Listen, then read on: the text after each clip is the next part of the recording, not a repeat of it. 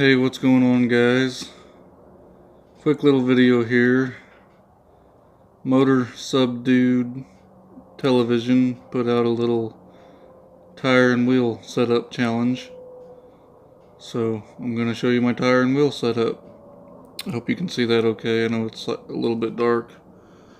So on my 2018 Daytona 392, I just got the stock tire and wheel set up. So nothing special here, but I wanted to do the challenge anyway. As you can see, I got the Daytona wheels, 9.5 inch wide wheels, and of course the Pirelli P0 tires, 275s. So most guys know kind of how the Pirellis do. They're not very great. I guess they're a nice tire, but they spin. Traction's not all that great, so gonna have to upgrade that when the time comes, but I'm not gonna upgrade it before they wear out, so no plans there.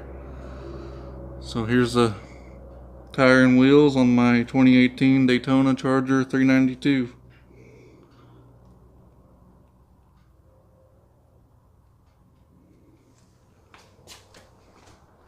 Take a look at the back here. It's a little dark back there, but